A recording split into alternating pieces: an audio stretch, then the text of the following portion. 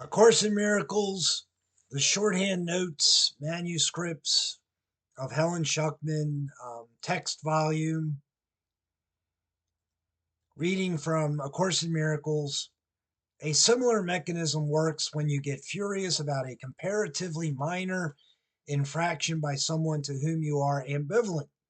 A good example of this is your response to Jonathan, who does leave things around in very strange ways.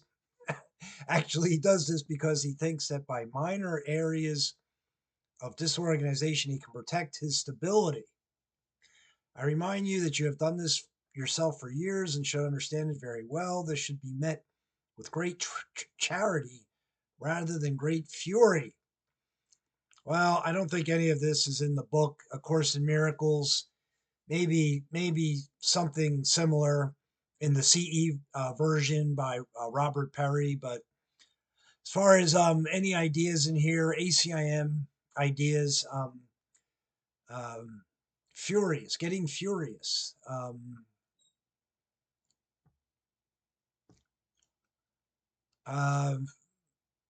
so um, I'll just say, I mean, as far as ACIM, anger is never justified. Anger is never justified. Like righteous indignation is never justified. There's a sentence in the book: all forms of anger are never justified. So righteous indignation, any form of anger, is never justified. Never how the enlightened person does things. Never once. Anger is never justified. Um, any form of anger is never justified. Or a couple sentences in the book. So as far as fury and things of that nature, no, never. Um, all right, the fury comes from your awareness that you do not love Jonathan as you should, and you narrow your lack of love by centering your hate on trivial behavior in an attempt to protect him from it. You also call him Jonathan for the same reason. Um, again, I don't think this is an ACIM at all. More very personal to Helen Schuckman. So there could be the equivalent in Robert Perry's CE version, maybe, probably not. Uh, love.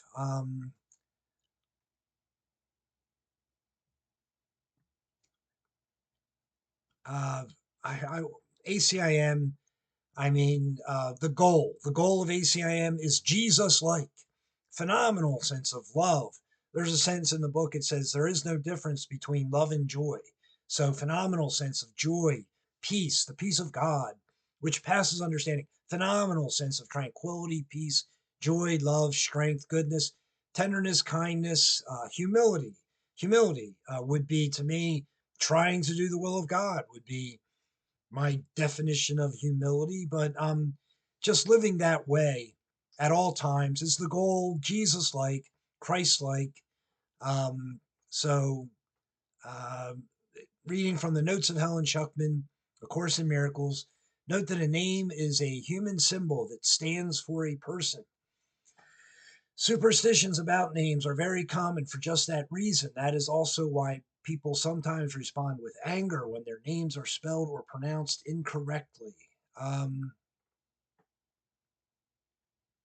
Again, none of this would be in the actual book ACIM. Very specific to Helen here. Um, I would say this, just something I believe. It's not ACIM, but as far as how things are spelled or how things are said, um, any word can be spelled in any kind of way, and anything can be said in any kind of way in terms of saying the word or saying words. Um, there's no exact way to spell things or say things. Um,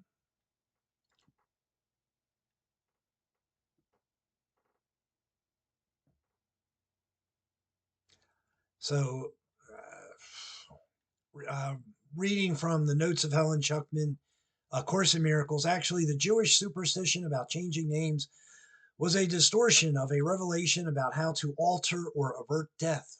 What the revelation's proper content what the revelation's proper content was that those who change their mind, not name about destruction or hate, do not need to die. Death is a human affirmation of a belief in hate. That is why the Bible says there is no death, and that is why I demonstrated that death does not exist. So, yeah, some of this is in the book ACIM. Probably all of this particular paragraph is in Robert Perry's CE version. Uh,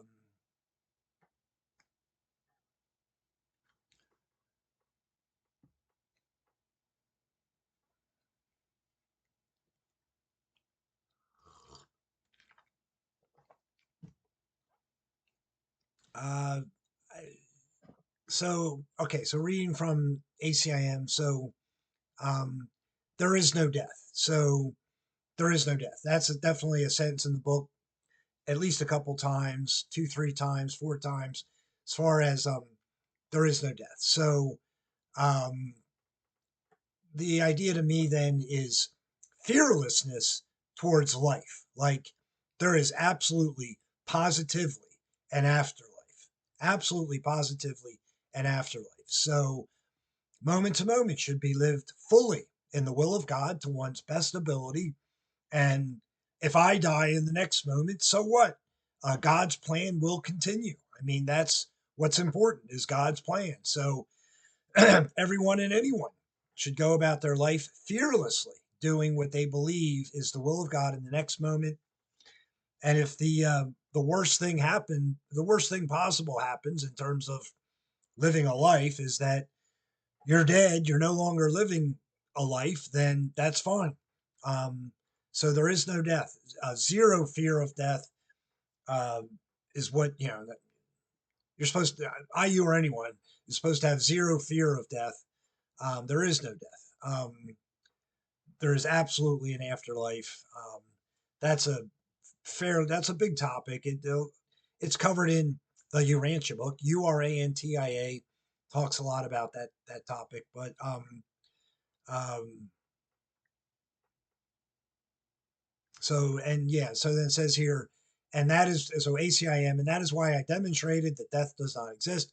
So Jesus of Nazareth, he did actually die physically on a cross, and then he showed himself in various appearances. So something like 22, 25, something like that, some number like that in terms of appearances, where he would appear before a few people, one person, or as many as 500 people, or 1,000, or 1,500 people, whatever the number is. But he made various appearances after his physical death, where he would appear before a certain number of people and then he would disappear. So that's what he did in terms of his resurrection appearances. That actually happened. That's fully explained in the Urantia book, Urantia. So Jesus demonstrating that death does not exist by making his resurrection appearances after his actual physical death on the cross. And Jesus also raised Lazarus from the dead. There's a couple sentences in this book about raising the dead. And to me, the sentences specifically talk about Jesus raising Lazarus from the dead. So Lazarus was truly dead, truly, truly dead. Lazarus was truly dead. Jesus brought him back to life out of the grave, raised him from the dead. That's something that Jesus did in terms of a miracle. Um, so and Jesus of Nazareth, he left absolutely zero proof of his life.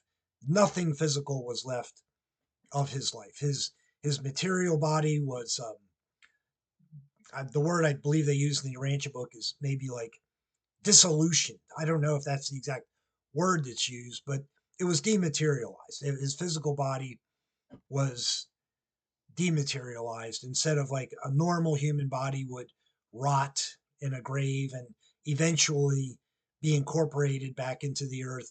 Jesus's body was, um, in a moment of time, it was disintegrated. And Jesus left absolutely no writings. He left no writings. He left no objects that he made. He left absolutely nothing. There's absolutely zero proof physically of Jesus's life. That's just another fact about it. All right, so ACIM, the notes of Helen Schuckman. Remember that I came to fulfill the law by reinterpreting it. The law itself, if properly understood, offers only protection to man. Those who have not yet changed their minds have entered the hellfire concept into it. This is probably in Robert Perry's CE book. So Jesus certainly did reinterpret the law. One of the things about that, not exactly talked about in ACIM, but one of the things about that is speak the positive, speak the truth.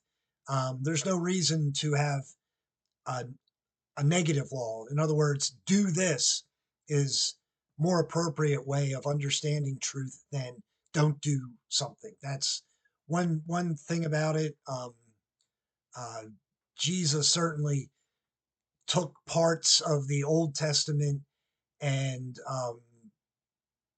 if there were, if there was truth in a sentence in the Old Testament, he would talk about that truth, and maybe like what I'm saying here is part of a sentence. Maybe part of a sentence spoke the truth. He would take that part of the sentence and speak on it, and just not mention the other part of the sentence that was not speaking of truth in terms of the Old Testament. So Jesus would take sentences from the Old Testament and reference the truth in the Old Testament and ignore that which is not the truth in terms of reinterpreting it. The law, so reading from A Course in Miracles, the notes of Helen Schuckman, the law itself, if properly understood, offers only protection to man. Protection. Protection would be living in perfect peace, joy, strength, safety, living in perfect protection by God, safety.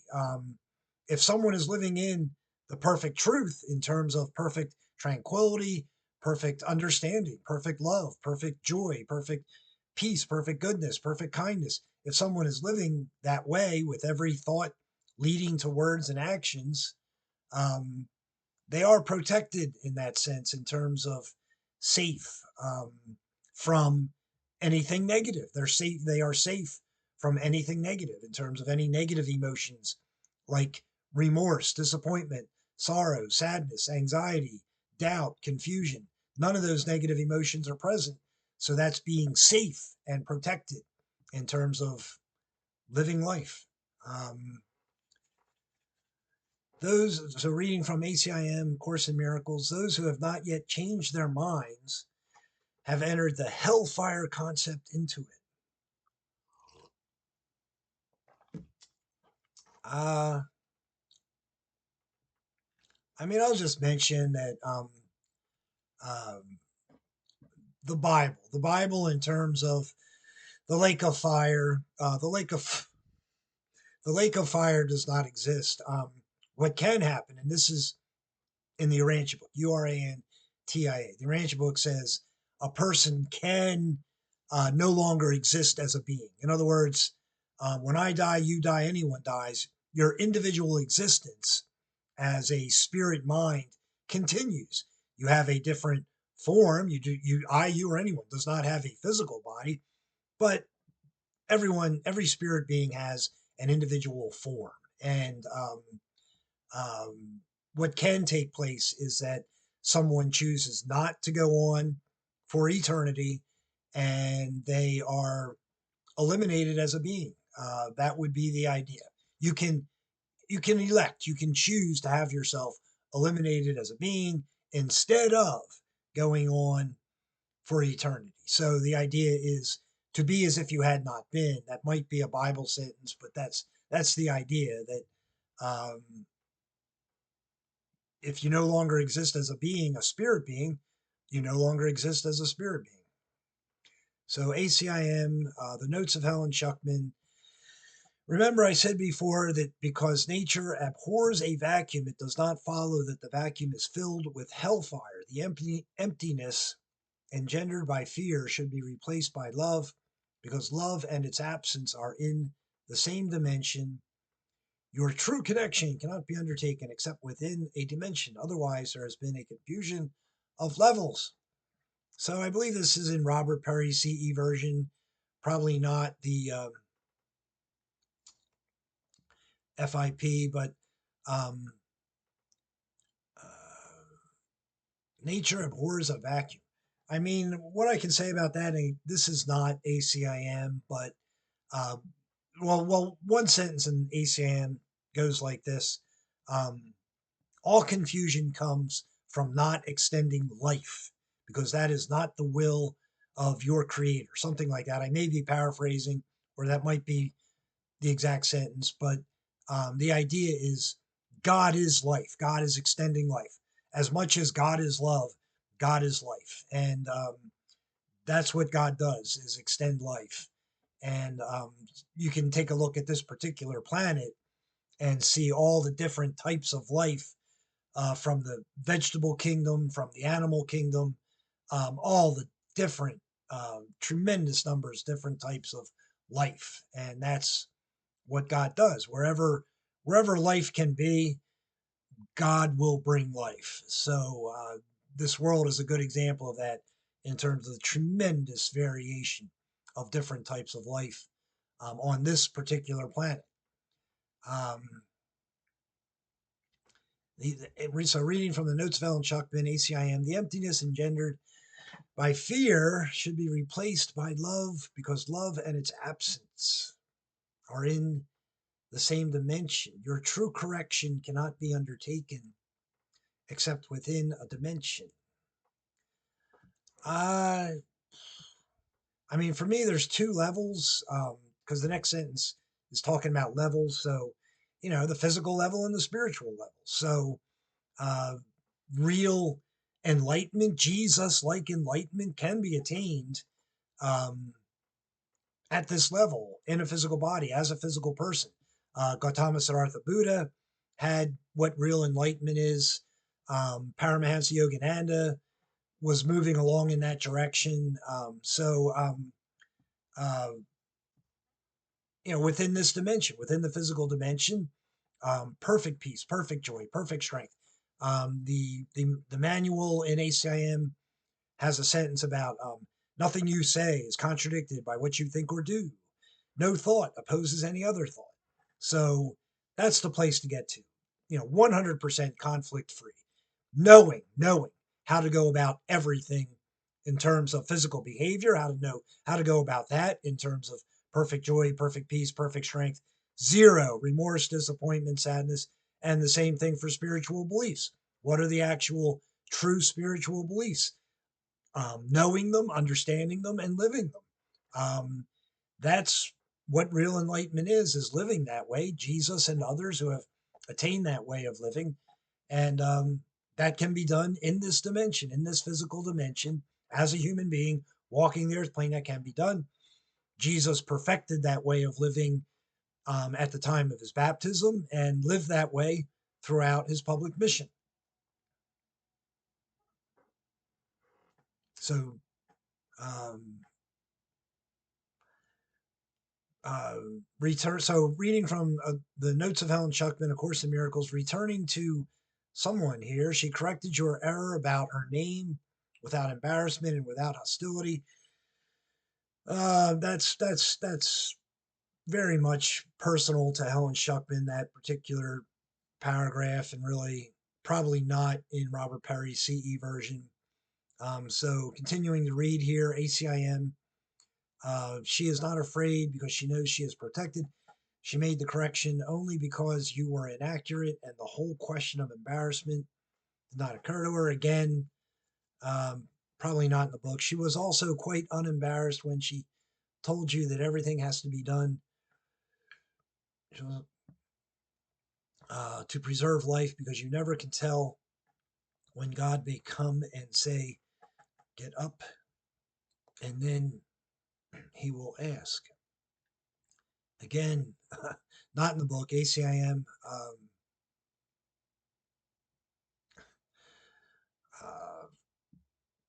all right, reading from the notes of Helen Schuckman, ACIM.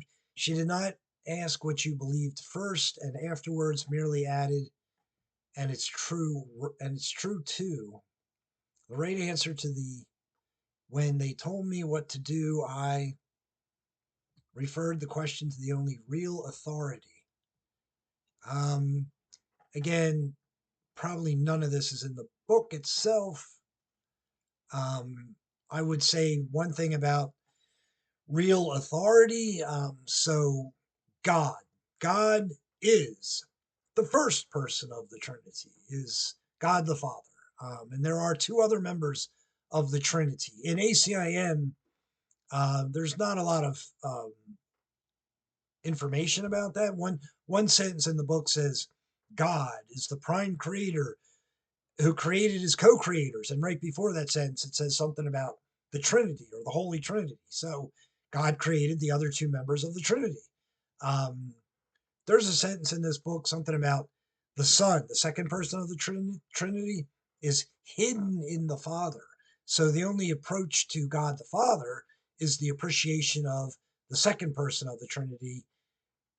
You have to appreciate the second person of the Trinity in order to appreciate God Himself. There's a sentence in the book about the second person is hidden in the first person, and I'm just giving my idea about it. But there is a sentence that says God is only approached by the appreciation of His Son or sons. I mean, in terms of God is only approached by the appreciation of every human being alive. Um, that's a fact. To me, that's what ACIM is saying about that subject. But the authority problem in ACIM is talked about quite a bit. And, so God is the first person. So after God, other beings recognize their creation in the time creation. So while all beings are eternal to God, all beings are eternal. That would be the timelessness of God. But a being will recognize his his being a being at some point, and when that recognition is made, that comes after God Himself uh, created the first two members of the Trinity. So, um, so God comes first, and in terms of authority. So everything is about God's will. Everything is about God's will. Uh, just another topic, big topic. Uh, the goal is to live God's will perfectly, and don't get the authority situation confused. God created us, you, me. God created His children. God created others. Others are not creating God. It's not a simultaneous relationship. In ACIM, it says it's not a reciprocal relationship. We're not simultaneously creating God as God creates us. That is not the case. Um, except except uh, for the topic of the supreme being. Again, that's a Urantia book topic. Urantia talks a lot about the supreme being. But as far as ACIM goes, the Course in Miracles, um, God created us. We did not create God. It's all about living God's will. That's the only thing that's real. So ACIM, reading from the notes of Helen Schuckman, ACIM, you took a lot of notes on those who are ashamed of me before men, them will I be ashamed of before God. Um, that is very likely a biblical statement, more or less verbatim, I think, as far as I know. Um, it's probably in Robert Perry's book. Uh, all right, so reading from the notes of Helen Schuckman, ACIM, this was rather carefully clarified, even though the quotation is not quite right, but it doesn't matter.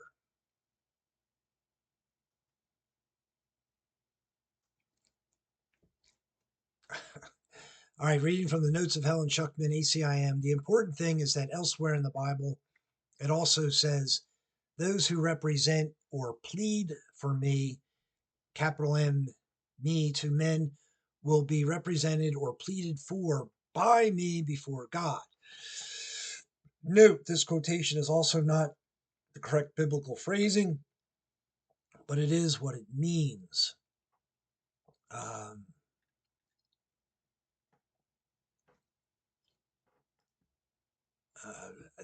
what I can say is that my understanding of Jesus about what I read here, um, it's not exactly ACIM, but Jesus of Nazareth is not the second person of the Trinity, but he is a very high spiritual ruler. This would be, I'm coming from the Urantia book, Urantia.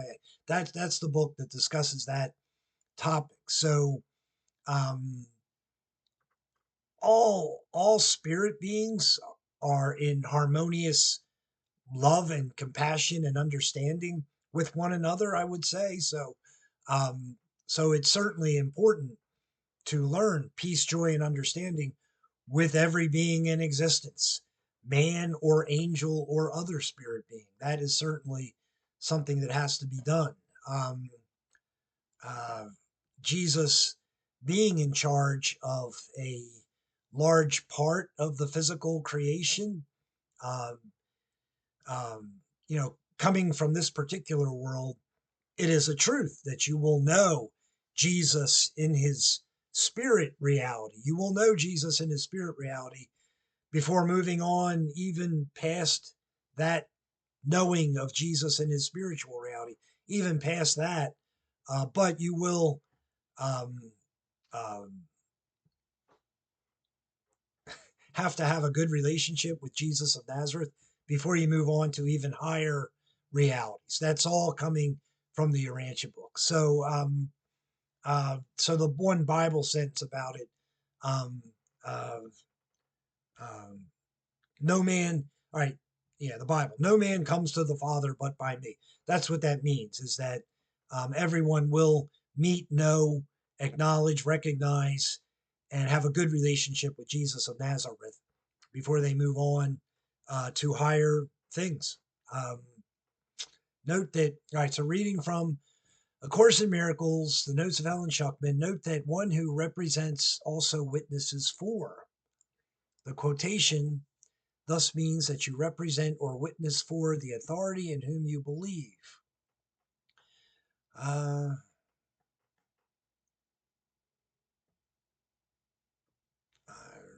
okay, reading from the notes of Helen Schuckman. I don't think that's in the book itself, ACIM. It could be in Robert Perry's CE version. All right, reading from the notes of Helen Schuckman. Your witnessing demonstrates your belief and thus strengthens it. What I would say about witnessing, uh, the goal to me in ACIM, and explains it in various places in the book, is to live up to what I understand as sinless, pure, holy in ACIM verbiage.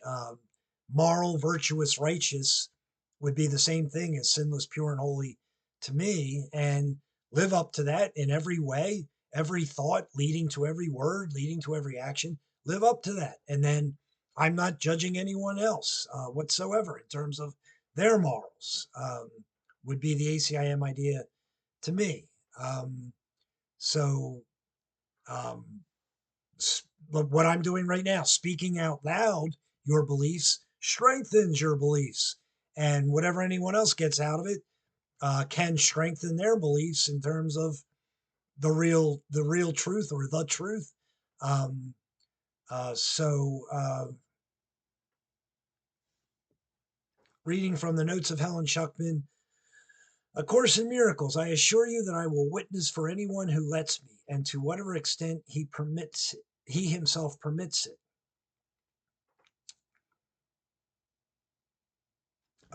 So we do have to allow change to take place for us in terms of our beliefs, and beliefs lead to physical behavior, but we have to allow for the change in our beliefs which leads to changes in physical behavior. But everything is always in perfect peace, perfect joy, perfect strength, perfect love, if it's done in the will of God. Um, so um, everyone has to be a happy learner. In other words, once I understand what the real truth is about anything, physical behavior, spiritual beliefs, anything, once I know what the real truth is, and I know that because there's perfect tranquility, peace, joy, there's nothing rushed about it, there's no hard driven behavior about it in any way, truly tranquil, calm, patient, loving, the ability to observe, things of that nature. Once I know that for something, then I have to be happy to live that way, or else it won't. The new belief won't come to me unless I'm happy about the new belief, and I have to change my mind and make my mind be happy about the new belief. Literally make my mind be happy about the new belief that's the true belief.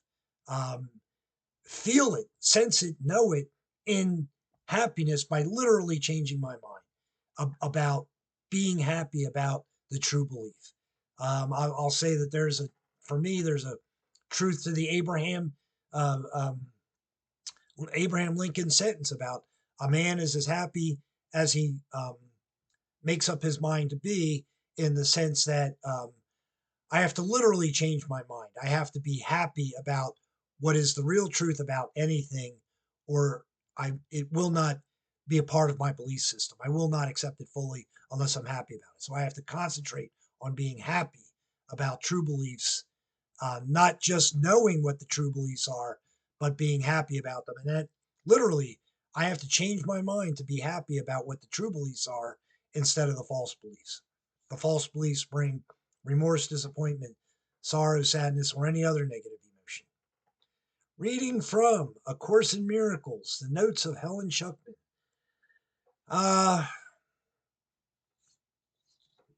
Those who witness for me are expressing through their miracles that they have abandoned deprivation in favor of the abundance which they have learned belongs to them. A major contribution of miracles is their strength in releasing man from his misplaced sense of isolation, deprivation, and lack. They are affirmations of sonship, which is a state of completion and abundance. This is probably in ACIM, Robert Perry's book, maybe something in here in the FIP, the Foundation for Inner Peace version, but so abandon deprivation. So, a major message in ACIM. In my capital S self, or anyone in their capital S self, there are zero feelings of deprivation, zero feelings of grievances about anything, ever. I simply know what the real truth is about any situation, and I accept it happily, and I live it happily. And then there are no feelings of deprivation about anything physical. Zero feelings of deprivation about any body appetite is something talked about in A Course in Miracles. Um,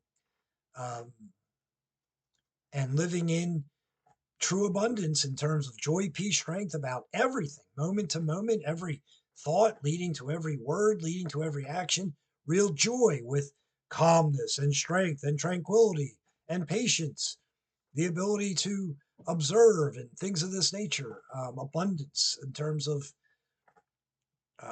love, joy, peace, strength, etc., etc., kindness, tenderness. A major contribution, so reading from A Course in Miracles, ACIM, the notes of Helen Schuckman, a major contribution of miracles is their strength in releasing man from his misplaced sense of isolation, deprivation, and lack. So, ACIM, everything is about relationship. If I'm by myself meditating, I'm in relationship with God. Every moment is about relationship in terms of every human being on earth, every angel, every spirit being, God Himself. Everything is about um, relationship. Nothing is about yourself in a selfish sense ever. Zero. There's a sentence in the book about holy relationships are not, or relationships. relationships are not used by you at all. They are used by the Holy Spirit, and that's what keeps them pure. Something like that. I'm paraphrasing a little, I think, but it's the idea that I, outside of trying to live the will of God or outside of the will of God, should be doing nothing with a relationship with someone else in any way. I mean, everything is always about the will of God, but specifically in terms of relationships, um, holy relationships, it's always, you know, what does the Holy Spirit want me to do in this relationship, in this moment, at all times, moment to moment? That's what makes every relationship with everyone holy, perfect joy, perfect peace, perfect strength, perfect love, perfect goodness, and it's always about the will of God in terms of what someone should do, think, or say, um, and that would certainly end feelings of isolation or deprivation or lack. Um, miracles in general, peace, joy, strength, anything, any word, thought, action, miracle, peace, joy, strength. They are affirmations of capital S sonship, which is a state of completion and abundance. So Jesus at his baptism, fully enlightened, fully developed, no ego mentality of any kind, nothing but perfect peace, joy, strength, love, goodness, with every thought leading to every word, leading to every action. Um, that's living in a sense of completion and abundance as a human being walking the earth plane